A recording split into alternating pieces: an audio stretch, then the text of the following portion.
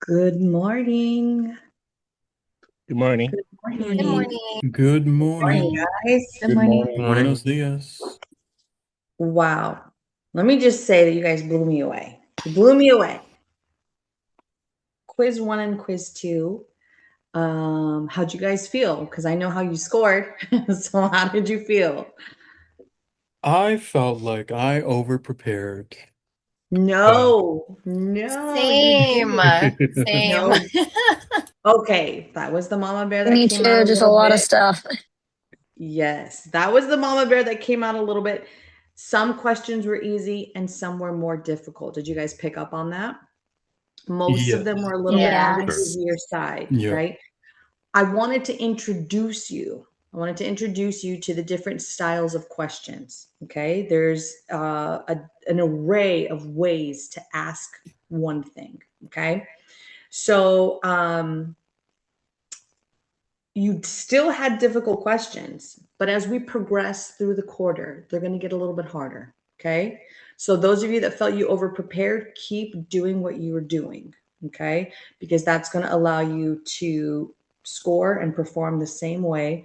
You guys, between quiz one and quiz two, the class average was 98%. 98%. You guys almost all got every question right. I'm going to get to I'm going to get to something real quick though. But I wanted to say, keep doing what you're doing. Keep studying the way you are studying, because I did throw some difficult questions in there and you guys aced it. You guys passed with flying colors. So good job, guys. Keep it up. Keep it up. Um, I had to have you a little nervous. I feel like that's only fair, but I did reassure you guys on what was it, on that app. Did everyone? Those of you that are on the, what is it called? Oh, Discord. Those of you that are on the Discord. If you got my messages, a lot of you guys reached out on how to study, what to do. I gave some tips and tricks on what to do. I hope that helped. Um, I think I'm going to put it in the general forum too. For those of you that are not on Discord, I want to make sure that everybody has that. I did get emails. You guys know that I did respond to you over the weekend, right?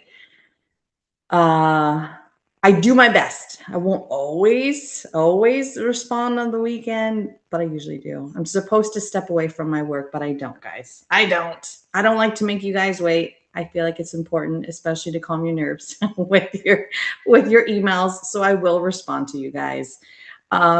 With regards to the questions, there was one question that was just my freebie. It had something to do. Do you guys remember where it said, "I'm still happy that I chose MRI, even though Miss Gray went into how difficult the physics is going to be." The answer bank recorded that incorrectly. So if you go into Judge, or if you go into Moodle, you will see that I gave that point back. Okay, so you're going to see a difference in your points. I gave that point back this morning. I'm going to double check. Sometimes things don't always cross over the way they're supposed to cross over. So I will be checking and going over each question one by one to make sure nothing is wonky. Okay, guys. There is one other question. In fact, let me open it up now. See if it will. Okay, can you guys see that? Let me zoom in. Can you guys see this question? Yep. Yep. Okay.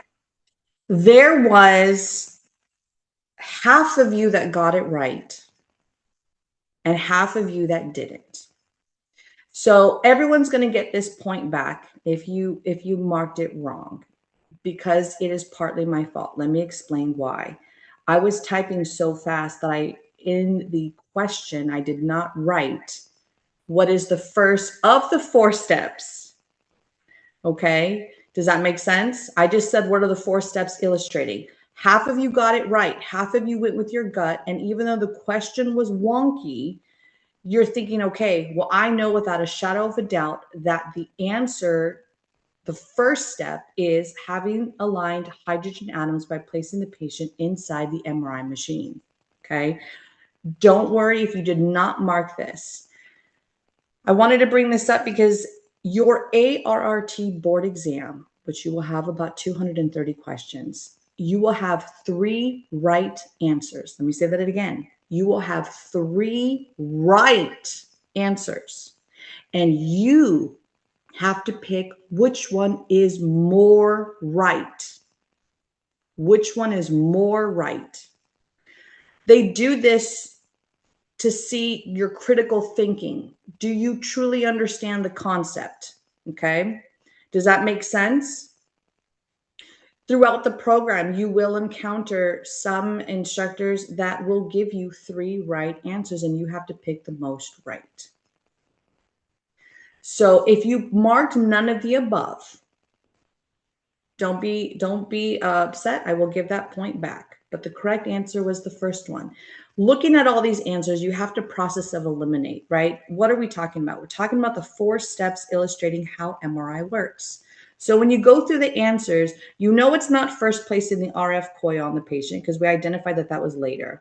You know it's not first giving the patient a radio frequency pulse because we have to put the patient and the hydrogen atoms have to be aligned with the magnetic field first, right? So your only logical answer would have been first having aligned hydrogen atoms by placing the patient inside the MRI machine.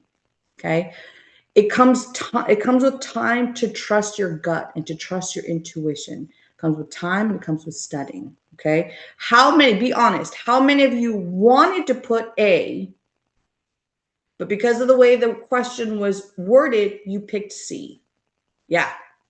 Okay. And that's okay. That's okay. And you knew that A was right? Because you wanted to pick A. You got to go with your gut. You got to go with your gut always. You knew without a shadow of a doubt that that was the right question or that was the right answer, right? So we're going to keep going through this. I'm going to keep giving you examples. If anything, comes up like this again, I will absolutely go over it. The idea, guys, is I want you to learn. You guys know that. I want you to be successful. I don't really fuss over a point and giving a question back. You guys are going to get this question back. But more importantly, I want you to learn from this. I want to be able to teach you and learn, and you guys learn from this experience. Does that make sense? ART will give you 3 right answers. And I'll show you guys that by the end of the quarter. Okay? No tricky questions in my class. There are some fair tricky with maybe there's a step missing or a word missing, but guys are going to intuitively be able to pick up on that. Okay. You guys are all doing fantastic. So I will finish editing the quizzes by today. Definitely by today. You guys will see all your grades in Jeji today. Okay. Diana, go ahead. Does that mean that once you're done grading them, we'll be able to look at which ones we got wrong? Because right now it's completely closed. Yes. Okay, because I was gonna say if that's not the case, that'd be awesome. Obviously once it's due and it's closed, if we could look at it just to get feedback. Okay, I said yes to, I want to answer your question, not yes to, they're going to be available. Thank you for bringing this up. You guys will not be able to see your questions after, but after you complete the quiz, you can see the questions and the answers with meeting with me one-on-one. Why? We can't have them open to maintain integrity, right? We don't want answers and questions being shared. But you absolutely can see what you got wrong, what you answered, right? I'll pull it right up and I'll share my screen with you guys. I just ask that we do it one-on-one privately. Okay. So that I have the opportunity again to kind of course correct a little bit and that we don't kind of share the answers for any new students coming in. Not saying you guys would do it, but accidents can happen. Things can kind of be exposed. So yeah, you will absolutely see them. If you want to schedule office hours with me. Okay. Got it. Thank you. You're welcome. Any questions, guys, on that? Okay. Week 3. Now, technically, we're only in week 2, but we are going to go into week 3 course material. We explained, guys, remember first class? We're kind of jumping ahead a little bit so that we have our midterm week open to studying. I want to go over the weekly instructional breakdown before I do that, actually, no, we're okay here. You're going to begin with chapter 2, MRI at a glance, and we're still in chapter 1. Okay. You'll see that I repeat a chapter. What that means is we're still covering some of the concepts and the points in that chapter, which is why you'll see a repeat of the chapter. So every week, guys, I want you to open this up and take a look. You'll see that it was available yesterday. This week opened up yesterday. Okay. That will always happen. So you'll come in, you'll look at week 3, and you'll say, okay, what are we doing for the week? You've got a little excerpt here of what we're going to be going into. We're going to zoom in on the hydrogen atomic structure and connect weeks 1 and 2 material, further building on our understanding, okay, to give you a little glimpse of what we're going to be doing for the week or for the lecture. I've got Clover Learning here for you. Watch the Clover Learning videos. It will be under the image production, physical principles of image formation. What I did here, you'll see that it says listed below. I have them here, and you see my little hand changing. They're clickable links, okay? So all you have to do is just click on the link. It'll take you right to the video. You may have to log into Clover and then come back into Moodle. Just click on these, okay, guys? Not too much of your time. I've got the minutes here. I don't know what happened to his atomic structure. It's about 4 minutes. So not too much of your time. That's going to be part of your study for this week. Of course, complete your assignment. Only one assignment, right? Because now we're just in this week. So only one assignment. Week 3 is going to be due. That's going to be due next Monday. So everything we covered today, you're going to have an assignment. It's already available and uploaded. Some of you guys have already turned that in. I ask you, I'm okay with you guys working ahead in that fashion, but we haven't had lecture. So if you want to turn it in early, maybe type it up on Monday when the week opens and turn it in after class. See if you want to change your answer a little bit, right? Your class discussion forum is due no later than next Monday. And of course, you're going to submit your quiz for week 3, what we're covering today in lecture, by next week, Monday. Any questions on the due date or what to expect? Every week, guys, we have an assignment, we have a discussion, and then we have a quiz. That's every week. Let me move this thing out of the way. Okay. Every week we have that. Every week we have our lecture, every Tuesday, 9 a.m. Pacific Standard Time, which you guys are all here. I do want to make a side note.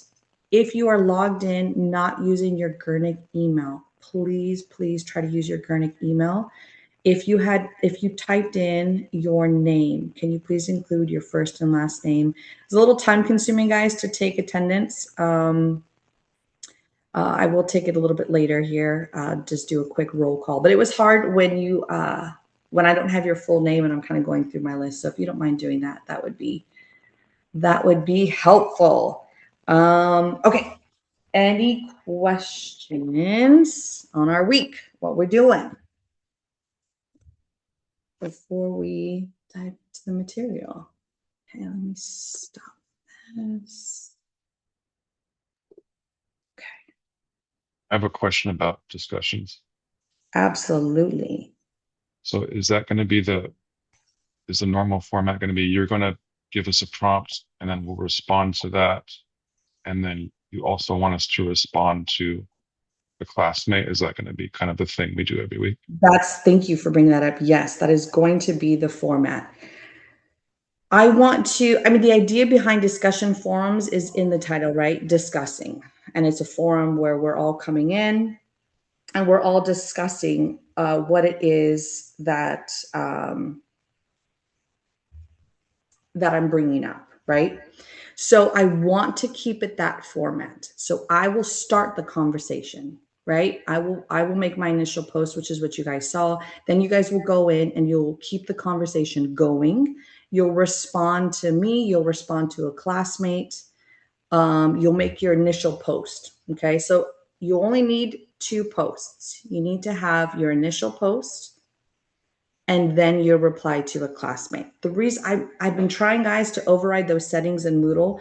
The reason why there's a delay is so that you make your initial post and you can't see anybody's answers yet, because I want your answer, you're supposed to be original. I want it to be from you, and without sneaking, without getting a sneak peek at what others have said, and then you'll be able to reply to your classmates. If I see, guys, that it's too cumbersome, it's bogging things down, you guys are having to wait too long, and it's more disruptive than it is good, I'll change the format. Okay. But I'd like to keep it this way because it really facilitates a true discussion where I start it and you keep it going. Does that make sense? Yeah. Thank you. Okay. All right, guys, let's dive in. Hydrogen atoms. As I mentioned, we're going to be diving deep into hydrogen atoms today. We're going to discover that it is the simplest atom in our body. That gives us the ability and creates detailed images of your brain, muscles, and your organs. Okay. How does this small atom help us see inside the body? We've already got an idea, right? With last week's lecture, the patient has to be placed in the scanner. We have to have those hydrogen atoms align with the main magnetic field. So let's go into a little bit more detail. We're going to go over the chemical structure of hydrogen, okay? As I mentioned, it is the simplest atom. Hydrogen is the simplest atom with just one proton in its nucleus and one electron in its orbital shell. Are you going to have to know for your ART board exam that hydrogen has one proton and one electron? Probably not. I'm going to safely say probably not. However, it may ask you or give you a case scenario of why you would want to use hydrogen versus another atom in the body. And what I'm going to show you guys and demonstrate is that there's a reason why we pick hydrogen and why we use hydrogen. Okay, so you may have to know that. I encourage you to know and memorize that it is one proton and one electron, but you'll be more the questions will be more of case-based. Why? Okay, why we're using hydrogen. It is because of the nuclear structure that gives us the ability to use hydrogen and the benefit of using hydrogen. It has a spin property, okay? The single proton has a quantum spin of half, making it behave like a tiny bar magnet with a strong magnetic moment. These are new terms, guys, new terms. Go ahead, if you make a note, write these terms down because I'm going to expound on them later as we progress through the lecture so that you'll be able to understand, well, what exactly is a magnetic moment? Why do we have them? And what's the connection? Why are we using the term magnetic moment to talk about hydrogen atoms? Okay. The most obvious reason of why we're going to use hydrogen is because it is highly abundant. Are we or are we not? Water, right? We are mostly water composition of the human body. And so hydrogen is extremely abundant in the human body, found in every water molecule and in fat, tissue throughout. Okay.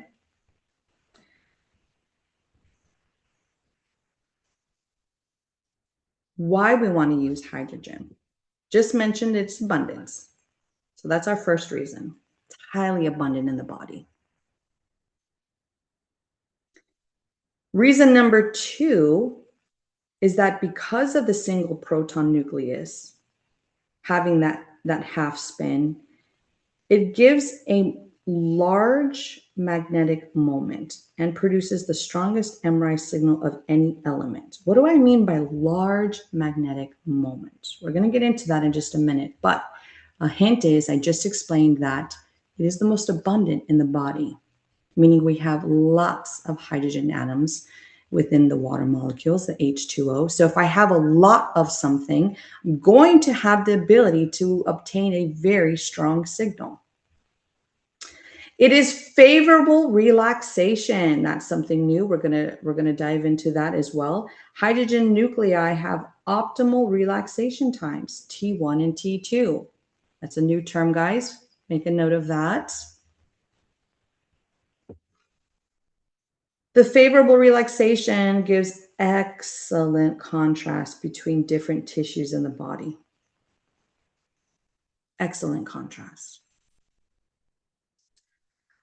Other elements. Why are we not using other elements in the body? Why have we chosen hydrogen?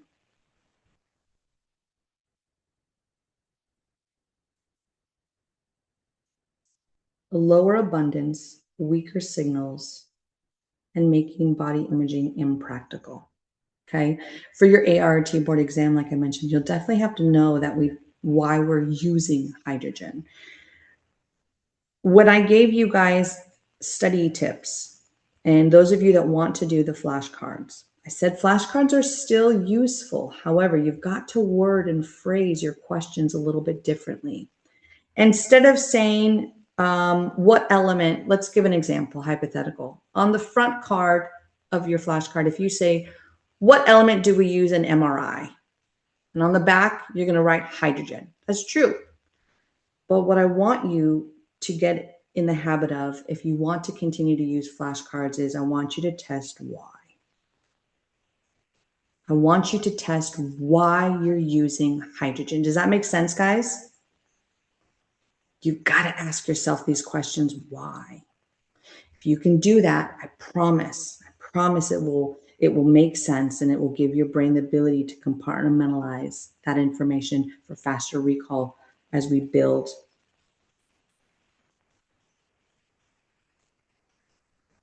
And the other buzzword, how? How is hydrogen used? How are we using hydrogen? You already picked up on that last week in week 1. We have to have alignment. We absolutely have to have alignment. We cannot image without alignment. When placed in the MRI scanner, the strong magnetic field, hydrogen nuclei in the body are going to align parallel or anti-parallel to the field direction. This is something new, guys. We're building. Remember last week we only talked about alignment? Now I'm giving you something new. Now I'm telling you that alignment is even deeper. More, another layer of the onion peeled back. That alignment is either going to be parallel or anti-parallel to the field direction.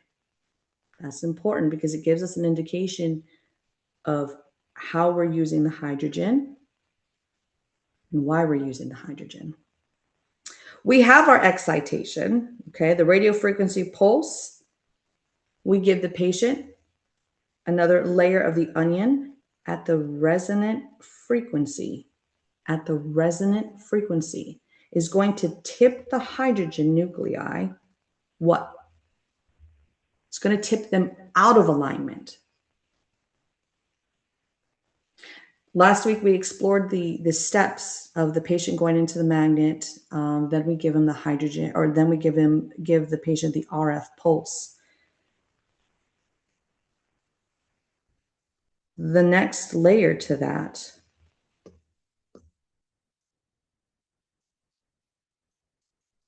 please make a note, is that where the RF pulse is being used to tip the hydrogen out of alignment. And when we do so, we are able to record a signal. Let's dive into that. How are we doing that?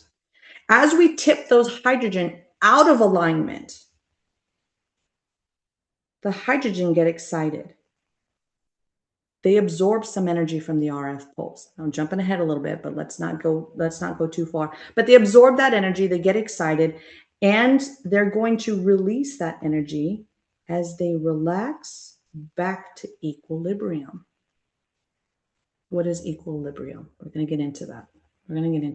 What does that mean? If they're relaxing back to equilibrium, make a note in your guys' notes. What does equilibrium mean? Where is equilibrium? When the hydrogen atoms relax back to equilibrium, they emit an RF signal that is detected by the receiver coil of the scanner. And then we get to the image formation, where those signals are processed by computer algorithms to create detailed cross-sectional images rich in hydrogen. Do you guys see now how we just very rapidly reached 2 different layers? We just dove deep into the steps that we introduced last week. There's a lot of keywords that we just went over. Those keywords give us an indication that the process, there is a more specific, deeper process happening here when we give that RF pulse, when we have that excitation. You guys with me? Does that make sense? Okay.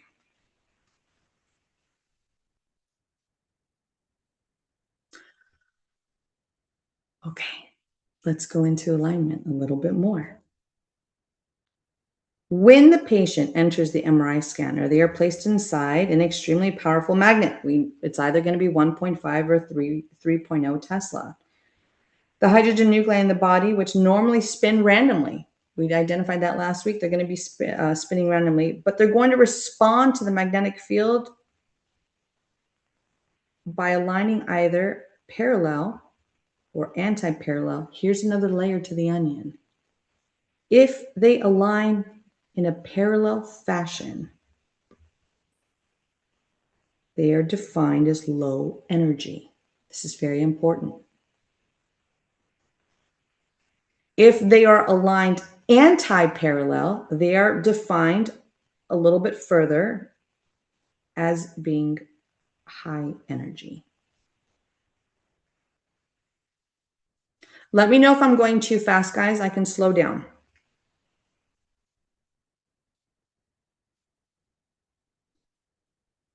The slight excess of protons aligned parallel creates a net magnetization vector. A net magnetization vector. And it is here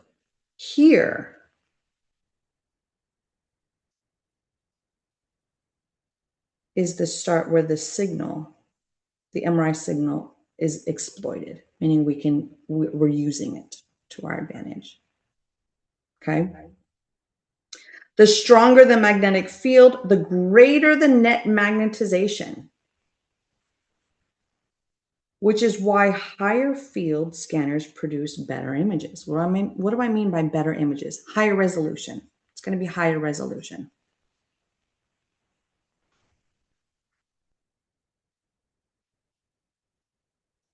So the key points that I want you to take away from the alignment is that the protons are going to behave like tiny magnets due to their spin.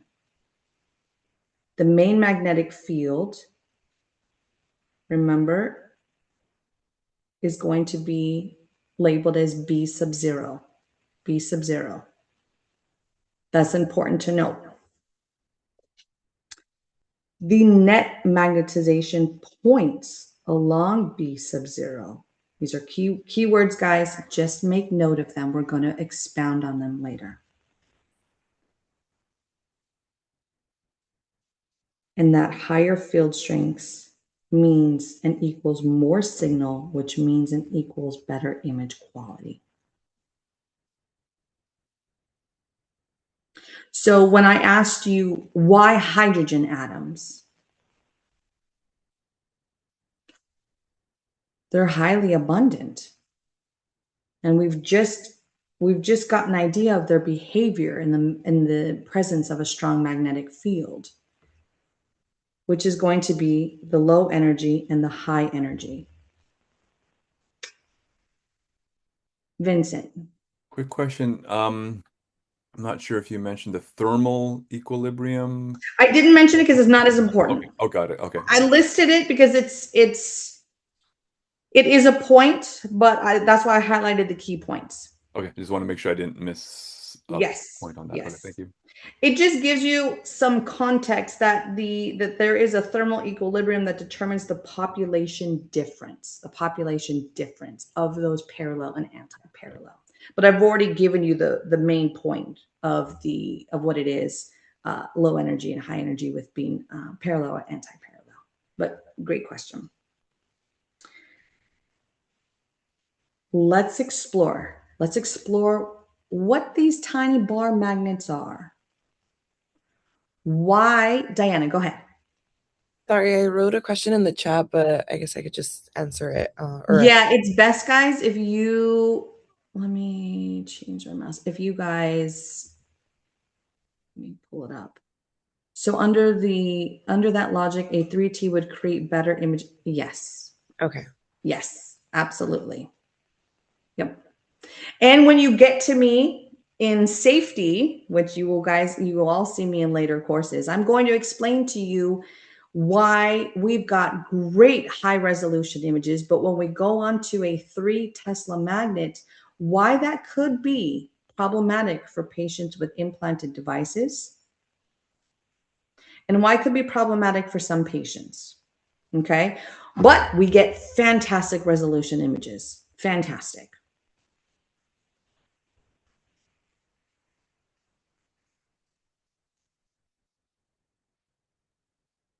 These tiny bar magnets from the protons in the one proton in the hydrogen atom is a property that gives us the ability to image.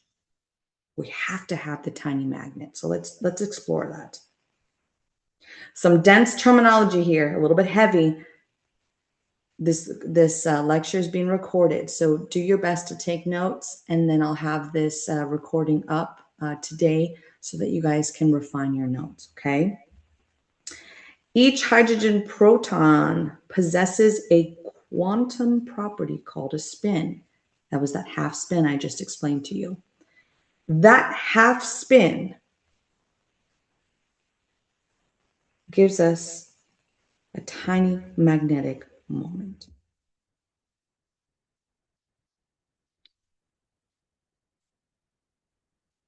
The tiny magnetic moment essentially has a north and a south pole. Just like any magnet, just like any handheld magnet, you're going to have a north and a south pole. It is this intrinsic magnetism that is the foundation of MRI.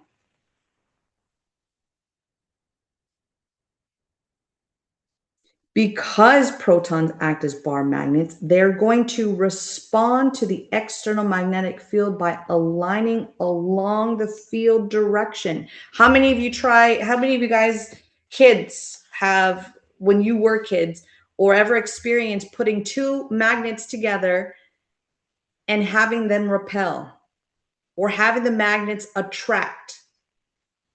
Right? Yes. Because of these little tiny magnets that the protons are in the hydrogen, we are going to have favorable alignment. The magnets are going to be attracted and aligned in a certain fashion, just like you had two magnets that stuck together when you put them together, or two magnets that fought against each other. The connection to that would be parallel and anti-parallel, essentially, on a microscopic level. I don't want to go too deep. Guys. But just know that the tiny bar magnets, the protons behavior, giving us the tiny bar magnet, is what gives the ability to align along the field direction. Millions of protons in the body tissue align together, and that is what gives us the measurable net magnetization vector. The collective alignment is what MRI scanners detect. It's not just one hydrogen atom, it's the collective. And it's not just one hydrogen atom, but the collective that gives us the net magnetization vector. That's important to note. Also favorably why we use hydrogen, because of its abundance in the human body. So now you can kind of put those pieces together. We're using hydrogen because it's highly abundant. We know that the one proton of the hydrogen behaves as a tiny magnet. And we know that there's going to be a collective alignment once the patient is inside the scanner, aligning with the magnetic field. That's a lot of tiny bar magnets, right? When you think about it. If we're mostly made up of water and we have an abundance of hydrogen atoms, that's a lot of atoms that are aligning with the magnetic field, which gives us the ability to image. Does that make sense, guys? Gives us the ability to image because we have a net, we have a collection, a group that we can tap into. It gets a little bit deeper. Stay with me. Different tissues contain different concentrations of hydrogen. That's important. When you get to physical principles with Kevin, I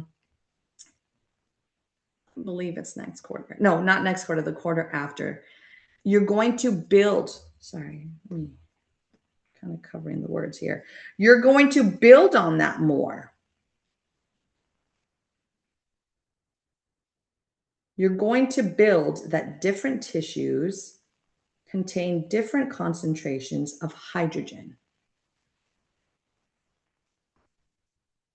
So the strength of the net magnetization is going to vary across the body.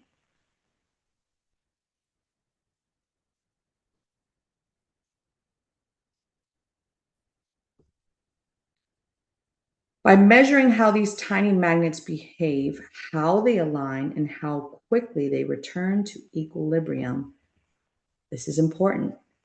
The scanner can distinguish between fat, water, muscle, and pathology. Say that again, because that is crucial to our understanding of how we create MRI images. How they align and how quickly they return to equilibrium. The scanner can distinguish what's fat in the body, what's water, what's muscle, and what's pathology. We're going to build on this more with our discussion on pulse sequences. There are certain rhythms. I'm going to say there are certain rhythms of the RF pulse that we deposit into the patient, that we give the patient, that is going to manipulate and dictate. I want to see more fat. I want to see more water. I want to see pathology. And so you are going to pick, and you're going to be introduced later to different pulse sequences if you want to make a side note. Those pulse sequences are designed to tap in and highlight and just show us only fat, only water, only muscle. Are we still going to see everything else? Yes, we are still going to see everything else. However, the contrast, not to be confused with injectable contrast in the vein, the contrast, black, white, and shades of gray are going to vary. Facil. Does that have anything to do with like mass of like the fat, water, or like muscles for how quickly they get back to equilibrium? Mass has a little bit to do with it. Yes, I'm glad you bring that up. This is going to be more advanced in your physics, but I will give you a little hint and a little sneak peek. If I have somebody that is a bodybuilder, or I have somebody that is morbidly obese, I'm going to be able to essentially pick up, if I am tapping into the fat, if my rhythm of the pulse sequence, the RF pulse that I'm giving, is designed to pick up on fat more, and I have a morbidly obese patient, I've got more mass. I've got more to work with, right? So in theory, it's going to be brighter because I've got more to work with, right? It's not going to facilitate, it's not going to dictate whether it's still a good quality image or a bad quality image. I'm still going to be able to see everything I need to see, but mass does have something to do with it, similar to the fashion of abundance. If I have more fat, or if I have more muscle, there's going to be a little bit more water molecules. There's more hydrogen in that, right? You guys will see and experience in the clinic what we call artifact. If a patient has too much mass, and if Facel, if you want to make a side note of this, in the abdomen, and this is later for clinic, guys, in the abdomen, there is a pathology called ascites. Too much water in the abdomen. The machine freaks out. The machine will freak out because there is an overabundance, and that's what gives us the ability to tap into pathology. Does that make sense? We're able to see what looks normal, and when there's an excess of quote unquote mass, quote unquote water, we're able to see that that isn't quite necessarily normal, which gives us a good clue and indication into pathology. Does that make sense? Yeah, it does. Yeah, it does. I have some more questions I'll ask later on, but yeah, that's good. Thank you. Yeah, you're welcome. It's exciting, guys. It is super exciting. I have to go slow. You can see why. There are 100 different layers to this. Yes, I've just introduced new terms. Net magnetization vector. What does the net magnetization vector have to do with imaging, right? The alignment, all of that. Okay. Key points that I want you to take away from protons as tiny bar magnets. That the proton spin creates an intrinsic magnetic dipole moment. I haven't defined what dipole moment is, but I will. We're not there yet. Each proton is going to act like a bar magnet with a north and a south pole. The alignment with B sub 0, remember B sub 0 is the static field, meaning your machine. That is the 1.5 Tesla machine or 3.0. The alignment in B sub 0, when we put our patient in and the hydrogen are going to align, produces a net magnetization vector.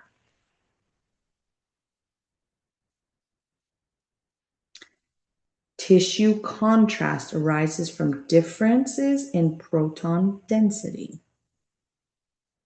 Indirectly connected to mass, Facel, indirectly connected to mass. And that it's non-ionizing radiation. Only magnetic interactions are used. No radiation. We're playing with magnets, and we're playing with magnetic properties in the patient's bodies, in our bodies, because hydrogen has little bar magnets with the proton. Okay. Before we move to step 2, excitation. Let's take a 5. It's 9:44. I like to take a break 45 minutes in. It's 9:44. Come back in 5. So come back at 9:50. 9:50 Pacific Standard Time. Take a breather. Run to the bathroom, grab a drink, stand up and stretch. It's a lot of material. It's very dense, very heavy. It's a lot. So stand up and stretch. I'll be here if you have any questions. Thank you. You're welcome. Let me turn off my mic here.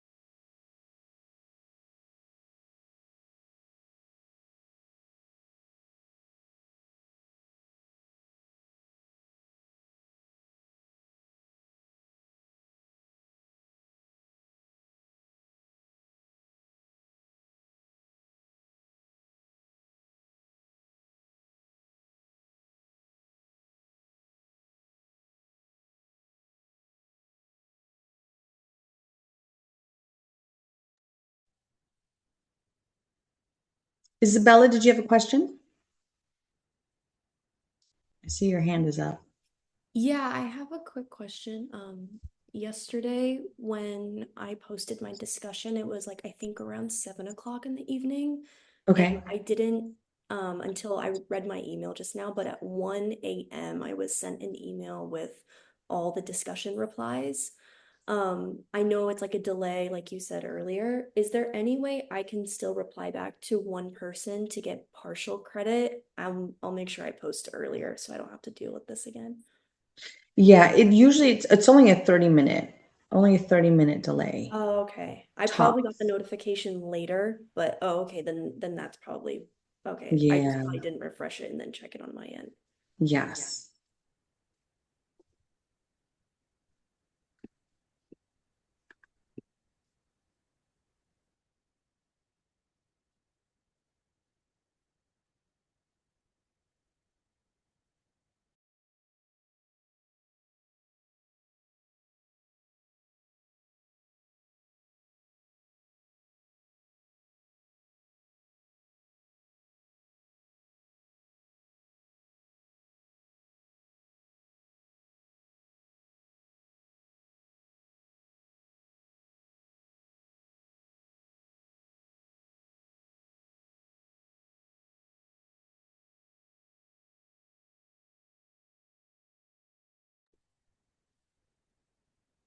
Okay, guys, let's jump back in.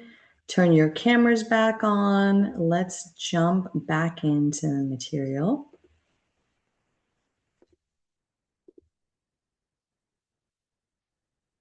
See, some cameras are still off.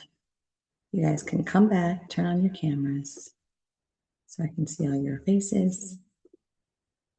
Okay. I do want to remind you guys that we are introductory. Some of these key terms I'm just sharing with you so you can get an idea of which puzzle piece goes with what. What I mean by that is you're going to take this information and continue to build on it. Okay. We're not going to go very, very deep because we want to stay introductory to make sure that we have a good, strong foundation so that when you get to your physics classes, Kevin will be going into this in a much greater detail. You can still come to me with questions when you're in those courses, and feel free to say, hey, remember when we were in class and you introduced me to this concept, this topic, these are the terms you used. Kevin is using these same terms and he went another 3 layers deep in the onion. Can you help me put it all together? Absolutely. Absolutely. Okay. After you leave here, it doesn't mean you leave me forever. Okay. I will still be here, guys. Okay. Excitation. We connect the term excitation to the concept of using the RF pulse to tip the protons out of alignment. Does that make sense? When we use that RF pulse and we put it in the patient's body to disturb that alignment, we use the term excitation.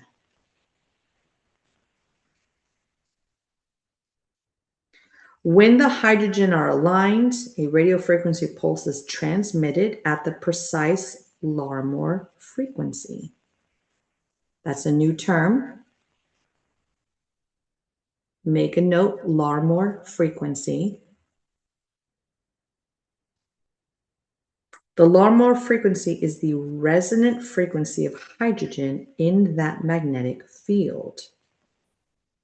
The RF energy is absorbed by the protons, causing them to flip away from their equilibrium alignment. I'm going to go into the Larmor frequency more in just a moment. The RF pulse tips the net magnetization vector into the transverse perpendicular to B sub 0. Stay with me. I'm going to build on this. This is called excitation. The flip angle depends on the strength and duration of the RF pulse. A 90-degree pulse tips the magnetization fully into the transverse plane, while smaller angles are used for faster imaging sequences. And there's that word. I gave you guys a hint that we use sequences. What are sequences? Sequences are special rhythms of that RF pulse. And different rhythms are going to give us a different outcome. So let's go over this. Let's go over this paragraph a little bit more detail together. When the patient is inside the magnet, we identified that the abundant hydrogen atoms are going to align parallel or anti-parallel. They're going to align more, or more hydrogen are going to align parallel, because we identified that as low energy. Doesn't require the hydrogen atoms to exert a lot of energy to align. It's natural. It's a natural movement. It's a natural response being introduced into the magnetic field. We don't talk too much about the anti-parallel, the higher energy, because we don't focus and predominantly use that. Does it have purpose? We're gonna dive deeper into that in physics later in the program. We are going to focus on the abundance of the parallel low energy hydrogen atoms. When they are aligned with that magnetic field, envision that they're all standing up. They're all standing up and they are matching the direction of the magnetic field. When we give the RF pulse, that alignment of all these millions of hydrogen atoms are going to be tipped into what we call the transverse plane. You guys with me? Does that make sense? We're tipping them. They're no longer aligned with the magnetic field. We're tipping them into what we call the transverse plane, which is going to be perpendicular to B sub 0. What do I mean by perpendicular? If the magnetic field theoretically is going in this direction, up and down, and the hydrogen atoms are mirroring that, they're aligning up and down, right? The only thing that's going to change is the hydrogen atoms. The magnetic field doesn't, the main magnetic field doesn't change. Only the hydrogen atoms' position changes. You guys with me? Does that make sense? So when I give the RF pulse to the hydrogen atoms, they're going to tip into the transverse plane. And my shoulder won't do it, but it will be like this. The hydrogen atoms will be perpendicular to the magnetic field. Bardo, go ahead.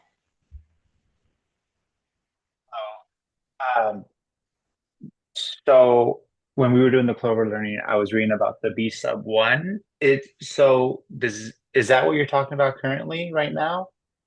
How it's perpendicular, or is that more so for the magnetic field and the actual hydrogen protons themselves? Yes, we are, but we're more talking about the behavior of the hydrogen. But you're absolutely right, Bardo. Let me put this in a different color, see if this works. When I say that the RF pulse tips the protons out of alignment, Bardo, the RF pulse is B sub 1. That was in the video, right? Correct. Yes. So B sub 1 is the RF pulse. They're synonymous. They mean the same thing. An RF pulse is either going to be referred to as an RF pulse, could be referred to as B sub 1. Excellent point, Bardo. Thank you for bringing that up. And as you can see, when you watch the Clover Learning videos before coming to class and you read a little bit of your textbook, now it's starting to come together, right? You read those terms and you're like, wait, what the heck is this book talking about? What the heck are these videos talking about? But now, yes, Bardo, thank you. Now you see where I come in, right? and why it all comes together, guys. You need all those puzzle pieces to see the bigger picture, right? You've got to do the reading. You've got to watch the Clover Learning. And then when you come to lecture, I put the picture together, okay? So yes, it is B sub 1, the RF pulse. Now what we're talking about is the excitation. And what we had defined is excitation means when we give the RF pulse B sub 1 to the hydrogen atoms. What are they going to do? What are they going to do? We already identified last week, and we refreshed this week, that they're going to align parallel. They're going to align with the main magnetic field. This hand is the direction of the main magnetic field. Don't focus too much, guys, on the direction. Just know, envision, this is the magnetic field. Then I want you to envision that that's a mirror. This is hydrogen atoms. It's mirroring, meaning it's aligned. It's doing the same thing. The hydrogen atoms are matching the direction parallel to B sub 0, which is your main magnetic field. And when we deliver B sub 1, the RF pulse, it is going to tip the protons, hydrogen atoms, out of alignment. And when that tipping happens, if I were to give you a picture, and your textbook is going to have a picture, it's going to look like this. The hydrogen atoms are perpendicular. They're aligned perpendicular to B sub 0. This is B sub 0. What does perpendicular mean? If I wanted to show you a picture of perpendicular, what is it? This. They're intersecting. They're no longer parallel. They are perpendicular. Does that make sense? They're perpendicular.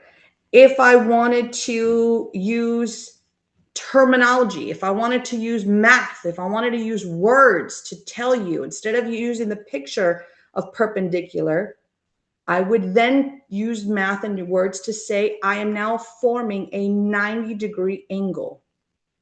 I have tipped those hydrogen into 90 degrees into the transverse perpendicular plane, okay?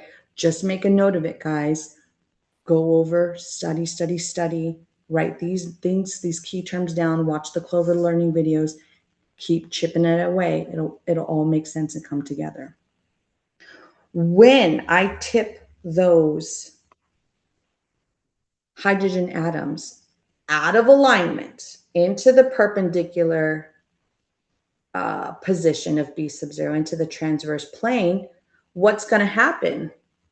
The hydrogen are still in the presence of the magnetic field, and they're going to what? They're going to relax back to equilibrium. They're going to relax back to equilibrium. Do you remember what I said I said we're going to talk about equilibrium? That's it. Transverse plane, when they're here, they've been tipped over, they naturally want to realign with the magnetic field. It's a natural phenomenon. It's always going to happen in the presence of a large magnetic field. So we say a 90-degree pulse tips the magnetization into the transverse plane fully. All of those hydrogen atoms are tipped over. Tipped. It takes time. It takes time to tip those. It is a millisecond. It is a fraction of a second, but it still takes time. So the point of this statement, while smaller angles are used for faster imaging sequences, gives you a clue and an indication that we're going to use some angles that are less than 90 degrees, where we may not tip all of those hydrogen atoms 90 degrees. We may tip them 30. We may tip them 40. Are you guys with me? Okay. It's a lot. I know, guys. It's a lot. Stick with me. We identified that in the beginning of class that the protons have a spin to them. Right now, as you and I stand and sit and we face each other, our hydrogen atoms are randomly moving and they're randomly spinning in random motion. But when we align with the magnetic field, they are going to align parallel, but they're still going to have a spin to them. They are still moving and have a spin to them. We use the term Larmor frequency to match this spin. The Larmor frequency is the rhythm of the RF pulse, the strength of the RF pulse that is matching this spin. And we quantify and define that as 42.58 megahertz. This comes together later more. This is just an introductory to terminology and to concepts. You'll hear me say that a lot, guys, because some of you are like, oh my gosh, what are we getting into? What are we saying here? Write it down, take notes, and we're going to keep building. The reason why we use Larmor frequency, I'll get to that in just 1 second, is because only protons at the resonant frequency are going to absorb energy. Remember, we said in the beginning, they're just going to absorb that energy and then they're going to release the energy. We can't have that absorbing of energy unless we match. And that matching is termed Larmor frequency. And that matching number, how do we know that we're matching? Physicists and scientists figured it out. But the matching number for the protons to absorb the energy is 42.58 megahertz. Diana, go ahead. I see that it says per Tesla. So again, being that there are different like quantities of the Tesla, does that mean that it gets multiplied by those? Okay. Beautiful. Yes, yes. I'm glad that your brain went there. As you guessed it, if I'm going to have a 1.5 Tesla versus a 3.0 Tesla, I'm going to have a different megahertz of what we call precession, spinning, movement.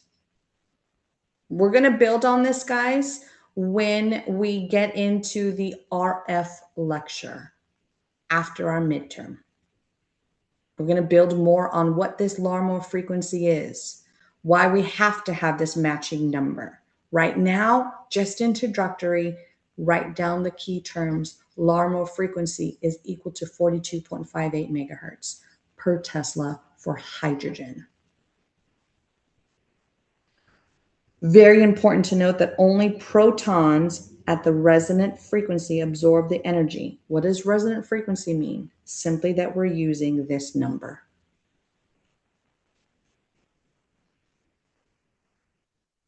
The RF pulse is delivered by transmitter coils. Flip angle controls how much magnetization is tipped. Well, why would we want to know that? I'll give you a hint. We're not there yet, but I'll give you a hint. Remember how I said we could zoom in on just fat and zoom in on just water? We do that with this key point here, flip angle. Slice selection gradients excite only one slice at a time. We're going to build on this, but just please note that one slice or slice selection gradients excite one slice at a time. This is why MRI takes so long. How many of us have had MRIs and we hear the noise on and off, on and off, on and off, on and off? How many of us have heard that? We're exciting one slice at a time. We're exciting one slice at a time.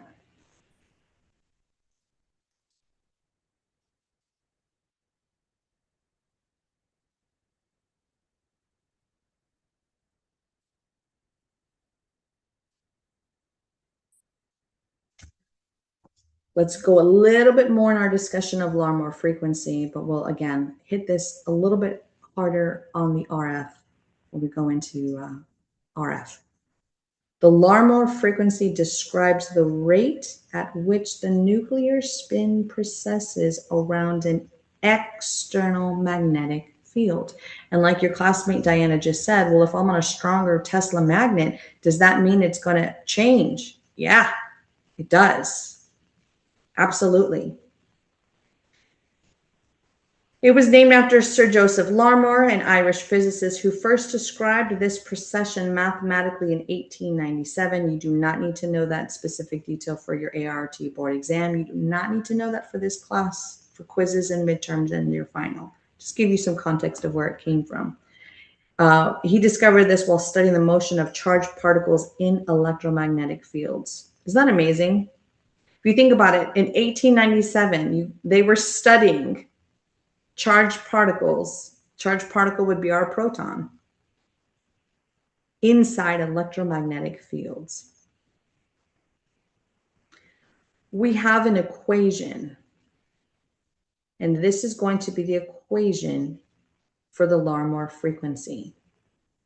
You will have to know this for your board exam, because later on you're going to have to calculate. Diana gave us a hint.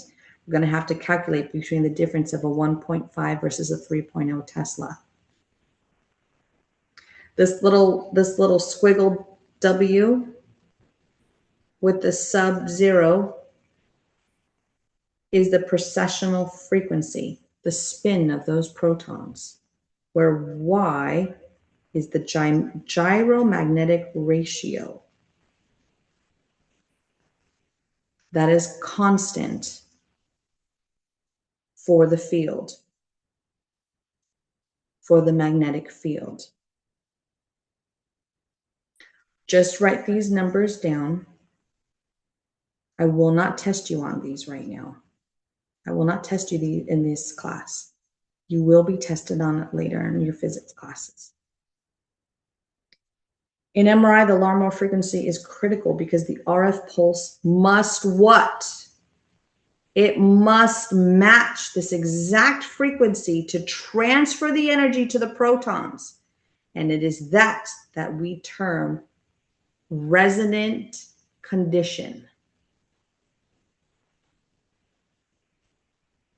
Also underpins spatial encoding.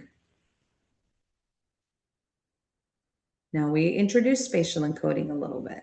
That's how we form the image. Spatial encoding, you're going to talk much later in the program, but spatial encoding, spatial meaning in space, and encoding. How do we know the nose is here and the chin is here and the ear is here and the eye is here when we're scanning? The whole patient is in the magnet. When we're constructing that image and we're constructing all the energy from the excitation of those hydrogen atoms, how are we differentiating what from what? That's going to be later in spatial encoding.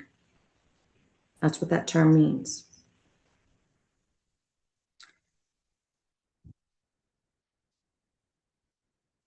Spatial encoding, when I just mentioned, how do we know our ears from our nose, from our chin? It's a process where we use imaging gradients to vary B sub-zero across the body,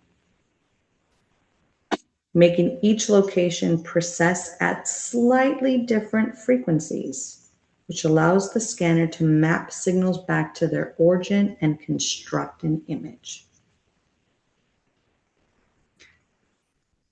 Takeaway points for the Larmor frequency is that the Larmor frequency gives us a quantifiable number to explain and give us an understanding of the natural spin, natural precession rate of nuclear spins in the magnetic field. Are other atoms spinning and moving too, and do they have their own frequency? Absolutely. We're only concerned with hydrogen.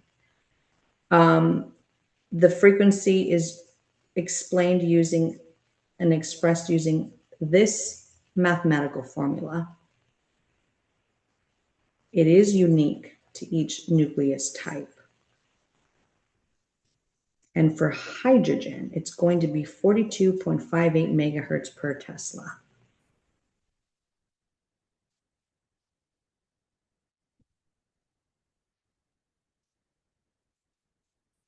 Step 3, signal emission. Signal emission. I had a quick question. Yes. Sorry for interrupting. But for the Larmor frequency equation, I noticed it said twice for hydrogen specifically, and I know we'll be looking at hydrogen, but are there any other times we'll be using that equation for like other? Okay, just No, okay. great question. Yep, great question. The only variation that you're going to see will be, of course, later in your physics classes. You're going to have to calculate the precessional frequency of the hydrogen when it is introduced to a 1.5 Tesla versus a 3.0 Tesla. Okay, Okay. gotcha. Thank you. Yeah, you're welcome. And as we mentioned, guys, signal emission comes from relaxing protons that emit the detectable RF signal. We've given the RF signal. We've tipped the hydrogen into the transverse plane. They've absorbed that energy. And when they relax back to equilibrium, what is equilibrium? Where is equilibrium, guys? Back to alignment. Yes, thank you, Vincent. Back to alignment with the main magnetic field, which we define as, or term, label, naught. B sub 0. B sub 0. Yes, sir. Thank you. After excitation, the hydrogen nuclei begin to relax back to their equilibrium state. And it is during this relaxation process that the processing, the spinning of the transverse magnetization induces a small but measurable electrical signal in the receiver coils. And it is this that is the MR signal.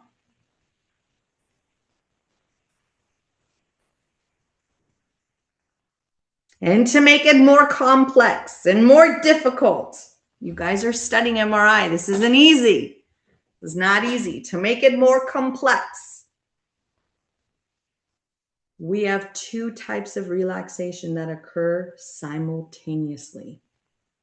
We have two relaxations that occur simultaneously. One is T1 relaxation. In parentheses, I have spin lattice. That is another layer to the onion to define and label and quantify T1 relaxation. We'll get into that later. T1 relaxation is where the longitudinal magnetization recovers. And then our second, simultaneous, happening at the same time, our second type of relaxation is T2 relaxation. We define that as spin-spin.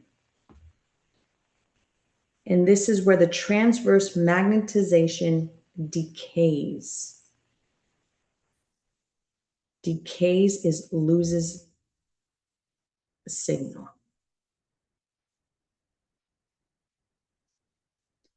Different tissues have different T1 and T2 times, which is what creates the contrast between the tissues in the final image.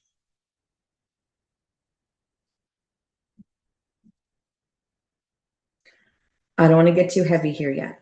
Okay, we're not there yet. I just want you to know that there are two types of relaxation, T1 and T2. If we want to write on our flashcard what T1 relaxation is, you're going to write that it is recovery of the longitudinal magnetization. And if we write T2 relaxation, it is going to be the decay, not the recovery, the decay of the transverse magnetization. Same thing as the transverse magnetization vector that we just defined.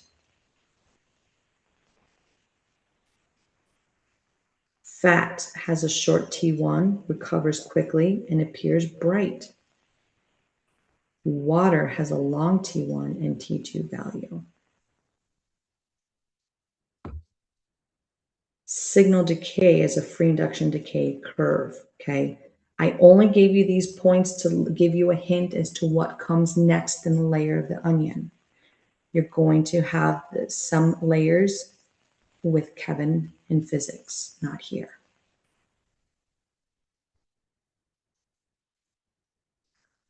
You will not get this information, guys, just from lecture today.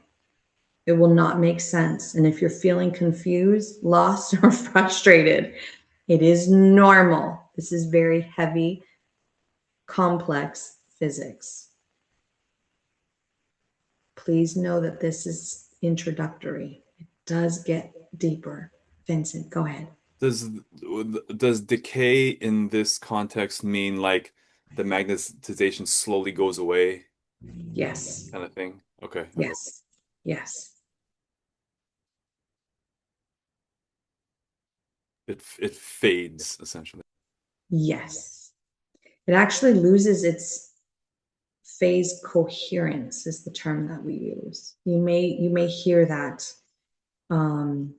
in one of the videos, and you may see that in your textbook. But that's later. That's later. Okay.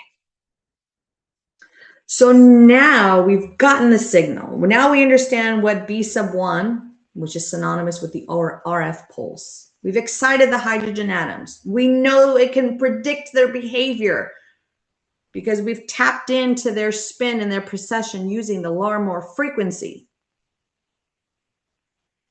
Now we generate our image. Signals are processed into detailed images. The raw RF signal collected by the receiver coil is encoded with spatial information using magnetic field gradients, imaging gradients. These gradients slightly alter the magnetic field strength at different positions, giving each location a unique frequency and phase signature. The collected data fills a mathematical space called K-space. And the Fourier transformer converts the frequency domain data into spatial domain images we see. Don't be intimidated by this terminology. We're going to study what these terms mean next quarter and the quarter after. I just remember, you're going to hear me say it, and I've said it again and again and again and again and again, and I will continue to say it. We are building our foundation. We're building our base. We're building an understanding of how we generate and how we obtain our images. Different pulse sequences, different rhythms of the RF pulse are either going to be T1 weighted, T2 weighted, flare, etc. Get into that later. Remember how I said certain rhythms are going to tap into the contrast, how black, how white, and how gray, and how many shades of gray in between those 2 points are all dictated by different pulse sequences. So for image formation, I just want us to have the basics, the key points that we use gradient coils to encode spatial positioning X, Y, and Z. What is X, Y, and Z? We are 3D beings, and the X, Y, and Z is tapping into each one of those 3 dimensions. What are the 3 dimensions? 1 dimension, head to foot, top to bottom.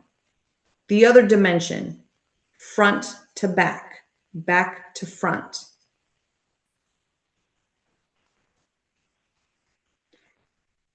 And the other last dimension is left to right. The machine has to pick up the 3D signal. We're not just 1 dimension. We've got some contours and volume to us, right? We have the machine, it's has to pick up on all those. So we use gradient coils to encode spatial position. Where's the nose? Where's the eyes? Where's the chin? How far forward are the eyes? How far back are the eyes? How high are the ear lobes? How low? All of that is used with gradient coils. We have frequency encoding identifies the position along one axis. We have phase encoding that identifies the position along another axis. This is the key points for image formation, and that K-space stores the raw data before image reconstruction. And that we use a Fourier transform to convert K-space to viewable images. I don't want to scare you, but there are about 100 different layers to the onion for just K-space. There are. I have to share it with you guys. I have to. Which is why you can see the importance of why we have to build such a strong base, strong foundation here.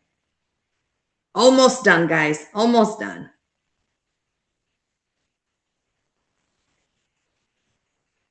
Summary and what's next. From alignment to image and the physics beyond. We identified the process in the 4 steps. We identified step 1 was alignment.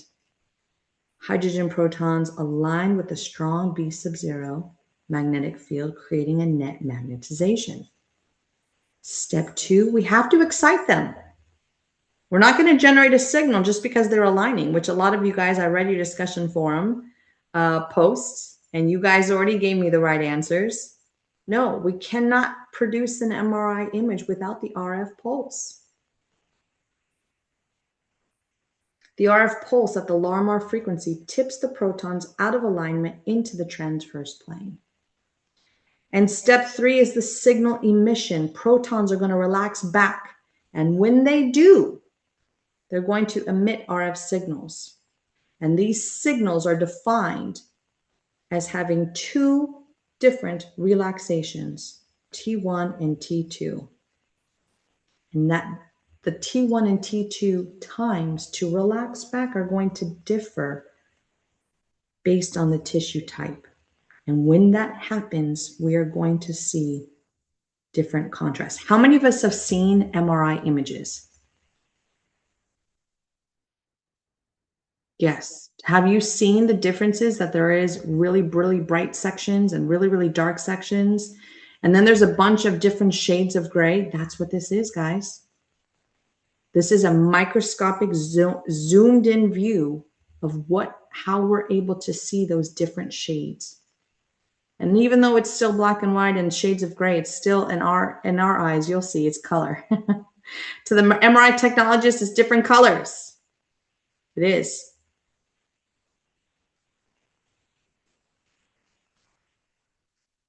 Now that we have the 4 steps, the next layer is to explore the physics that make these steps possible.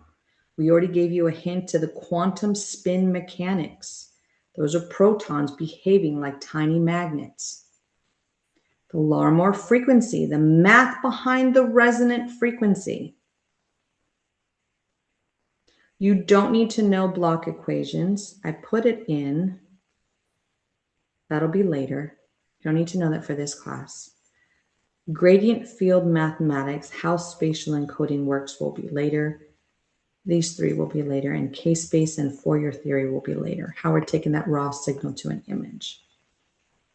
These concepts build directly on steps 1 through 4 and unlock advanced pulse sequence design. I call it rhythm. It means the same thing. I feel like rhythm kind of helps make a little bit more sense. But the pulse sequence is a rhythm.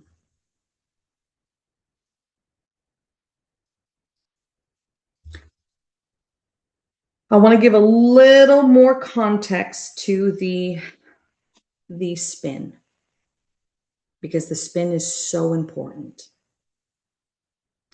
The spin is so important. That's why we're able to determine higher resolution images on a 3.0 Tesla versus a 1.5 Tesla, because the spin is going to change. A little bit more context here for you guys, and we'll finish it. The hydrogen single proton has a quantum spin of half. Okay, What this means is that it only has two energy states.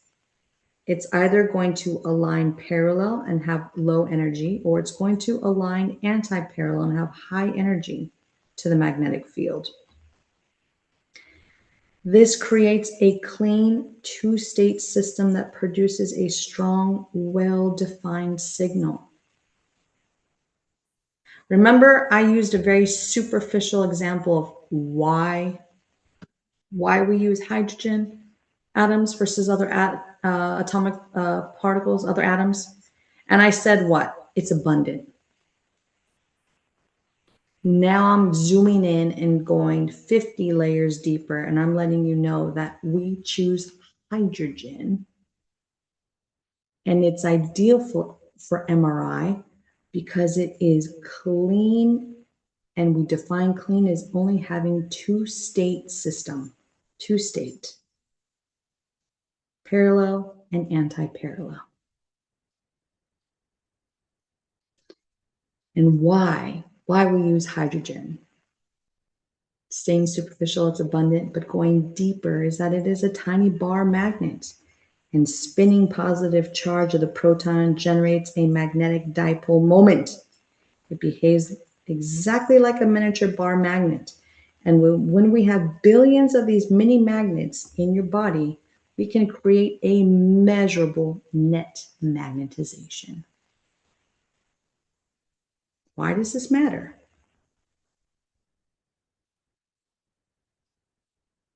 If I have a clean two-state system that the hydrogen atom gives me, what did we define as two-state?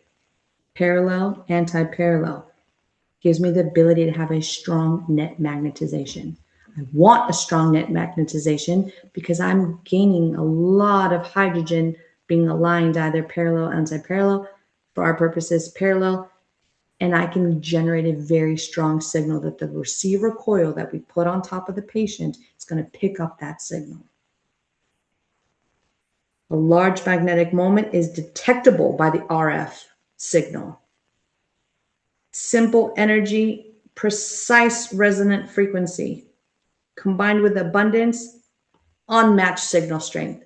You'll see that everything in MRI has to do with signal strength because signal strength is going to determine resolution.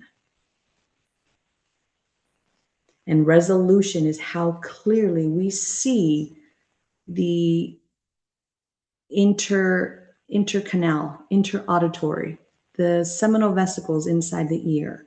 How teeny, teeny, tiny we can see the pituitary gland sitting in the middle of the brain. That requires resolution. That requires an abundance of a substance to give us the signal. And that abundance is hydrogen. You guys with me on that? I know it's a lot.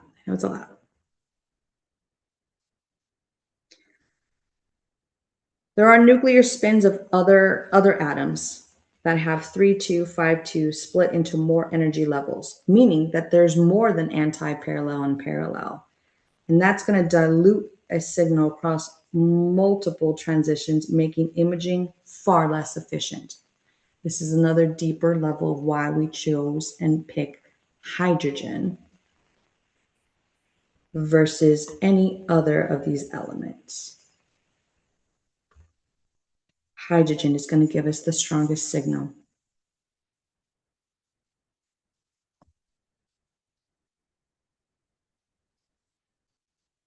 As I already hinted, so we'll move through this slide faster. What does the spin, half spin mean? It simply means that the hydrogen only has two orientations. That's it, two. Spin up, spin down, low energy, high energy. And more protons prefer spin up, creating that net magnetization, and higher nuclei split across more levels, diluting the signal. This is why I gave you guys the hint that we're not going to focus on the high energy. We're only going to focus on the low energy.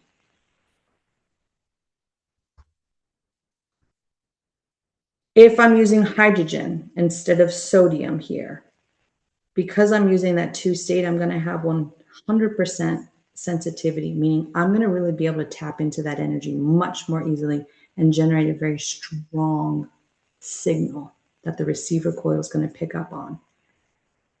Sodium has 4 states and is going to give us 9.3% signal return. Do I want you to memorize these? No memorization. You do not need to know these. I'm simply giving you context again and driving home the point. Why hydrogen? Because if I ask you on the quiz, or your board exam asks you, or Kevin in later physics asks you, why hydrogen? And you say, well, because it's abundant. Are you right? Yes, you're right. But are you giving me what I want? No, you're not telling me why hydrogen. Why? Because of the half spin, because it only has 2 orientations, because we can create a strong net magnetization. Does that make sense, guys? Okay. So having that strong signal and tapping into our understanding is that we have billions of hydrogen. Again, abundance, abundance, abundance. Those protons do spin randomly in all directions without the magnetic field, okay? Their tiny magnetic moments cancel out and there is no net magnetization when they're random, which gives us the understanding that we have to have that external magnetic field so that we can have that net magnetization. So when we place the patient in the MRI scanner, a strong magnetic field B sub 0, those protons align either with or against the field. They align with or against the field. Slightly more aligned, spin up, lower energy. Slightly fewer. We are here. We focus on these guys. We tap into those guys to get our signal.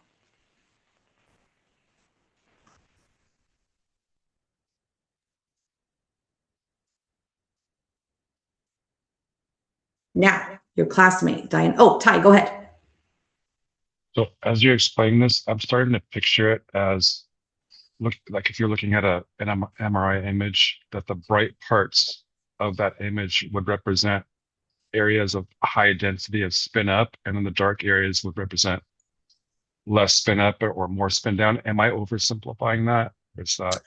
You're not oversimplifying it because I want your brain to stay there, but I want you to also bring in and not forget the fact that when we said we have 2 different relaxation types based on the tipping angle and how much time certain tissues have time to relax, that's also going to give us that brightness or that dull black. Does that make sense, Okay. Ty? Yeah. So Yeah. not oversimplifying it. Stay where you are with that. And Okay. just know that there are more components that are going to give us the understanding of those differences. Okay. Got it. Okay. Thanks. You're welcome. Now, as your classmate mentioned, 1.5 versus 3.0, net magnetization and signal. How field strengths affect MO? Uh-oh, what's MO? We haven't gone over that yet. MO is net magnetization. Net magnetization. At 1.5, the magnetic field creates a moderate population between the spin up and the spin down. We define the net magnetization as a large amount of those hydrogen being aligning parallel low energy, and there's a lot of them, so we quantify and we image all of those and define them as having the net magnetization. That net magnetization, which is labeled as M sub 0, is proportional to the field strength. Diana, this one's for you, which is what you had asked earlier. I couldn't get there yet. We have to build. We have to build there.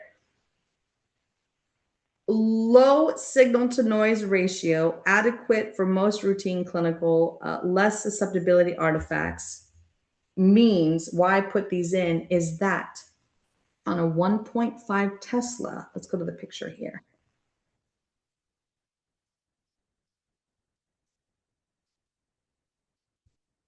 go away. Here, let me just come up here. On a 1.5 versus a 3.0, I've got more hydrogen aligning parallel, spin up low energy. That's all I want you to take away. And if I have more hydrogen being aligned, I can measure more signal. And if I have more signal, I'm going to have signal intensity that's going to give me better image resolution. Okay, that's where I want to leave us. I apologize. we're going in, guys. You picked MRI. Bardo, go ahead. So each one of those arrows represent a single hydrogen. Yes. Okay. Yes. So I see there's more with the 3.0 Yes. Teslas. Okay. Yes. And if I've got more, I'm going to be able to capture more signal, which is going to signals directly connected to image resolution. And that's the idea here, that net magnetization difference between a 1.5 Tesla versus a 3.0 Tesla. So I noticed that there's some that they're not all facing upwards. So it doesn't matter which direction as long as they're just aligned. Well, the ones that are facing down are the high energy, which we're not tapping into for MRI. They're still there, which is why I have them, because I can't ignore them. They are still there. But if you notice here, I have more spinning up than I do spinning down. And that signifies the hydrogen atoms that are aligning parallel with the field, low energy. I have more of them, which is why we tap into their resonant frequency versus these guys. Does that make sense? Yes. Okay. And then if I go over to a 1.5 Tesla, I have 2 rows of hydrogen atoms that are aligning parallel with that 3.0 Tesla magnet field. And I have even more hydrogen atoms in that lower energy parallel state. And if I've got more, I'm going to have a brighter, I could say brighter, I'm going to have a better signal, which is going to give me better resolution. It's exciting stuff. I love it. I love it. I totally geek out over the physics, guys. It's exciting. Okay, that's it. I don't want to go anymore. I don't want to go anymore. That's it. Please, please, please, please watch the Clover learning videos that I gave you and assigned. Read your textbook. Look over your notes. Rewatch this lecture if you have to. You can fast forward me. You can pause me, right? To kind of fill in the blanks on your notes and ask yourself. I gave you guys a hint with the slides. Why? Where's my other one? How? That's how you study and prepare for this class and any physics class. Why and how? And when you progress, it's going to eventually turn into when. Not only how and why, but when. Because timing is everything. Okay, guys, that's it. That is it. No more. I know you guys want to keep going, but no more. No more. Thank you guys for a great class. Please, please email me. I will have grades up today. All your coursework that was due last night, I'll have them in today. I will also have this. Let me stop recording. I will have this up as soon as it's done post-processing